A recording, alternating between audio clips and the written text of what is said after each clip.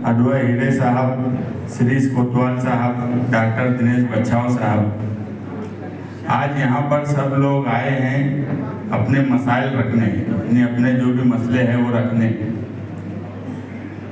मेरा मकसद आने का बिल्कुल साफ है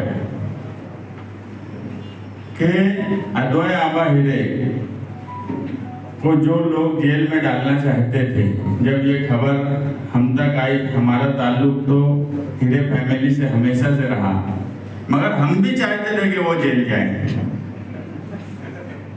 मंत्री साहब को लगता था कि ये जेल जाएंगे तो इनके हौसले टूट जाएंगे, और हमको लगता था कि ये खानदानी लोग हैं, ये जेल जाएंगे तो इनके हौसले बुलंद हो जाएंगे।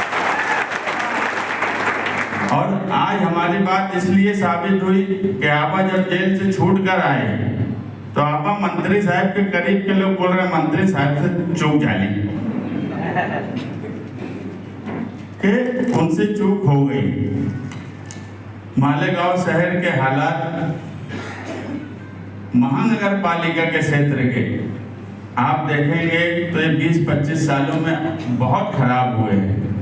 अभी हमारे श्री कोतवाल साहब बोल रहे थे कि यहाँ से बम्बई जाने वाली रोड के बारे में।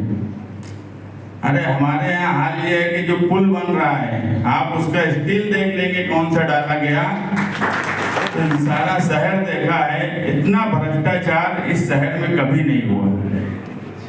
बोलते हैं कि वो बहुत बड़े आदमी हैं, मैं बोलता हूँ कि बड़ा आदमी कैसे हो सकते हैं जो स्थायी समिति की हफ्तावारी मीटिंग जो महानगर पालिका में चलती है वहां से हिस्सा जो मांगते हैं वो बड़ा आदमी हो सकता है, ऐसा मुझे नहीं लगता।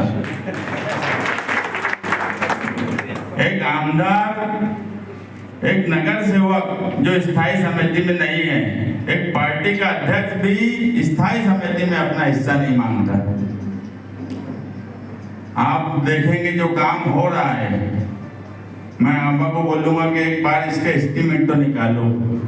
जो हमारे महापुरुषों के नाम पर भ्रष्टाचार करने जा रहे हैं, उनके सुशोभीकरण पर जो करोड़ों रुपया खर्च हो रहा है, अगर ताल्लुके में कामकाज का मसला है आप ताई के सामने रख रहे हैं तो इसकी एक बड़ी वजह है हमारे यहाँ भ्रष्टाचार की। करोड़ों रुपये का सुशोभीकरण महापुरुषों के नाम से हो रहा है, मगर उसमें भी बड़ा भ्रष्टाचार है। आज मालेगांव मध्य हो, मालेगांव आउटर हो, मैं एक बात आपको यकीन से बोलता हूं कि माहौल बदलने वाला है, और दोनों जगह माहौल हर हाल में बदलेगा।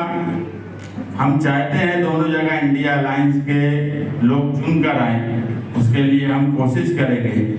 आने वाले 18 अक्टूबर को हमारे नेता अखिलेश यादव साहब मालेगांव आने वाले हैं। हम चाहेंगे कि इंडिया अलायंस के लोग भी उस प्रोग्राम में रहें। जब प्रोग्राम बनेगा तो हम सबको बुलाएंगे, ताई को भी बुलाएंगे। मगर एक बात का यकीन है कि आज यहाँ सब सरपंच लोग बैठे हैं कि आने वाला वक्त हर हाल में बदलने वाला है। सामने जो लोग हैं उनके हमारे भी आसपास के लोगों के ताल्लुक होते हैं। एक वक्त आता है साथ में रहने वाला आदमी वोट नहीं देता, वही पोजीशन आज तुम्हारे सामने वाले की है। शुक्रिया।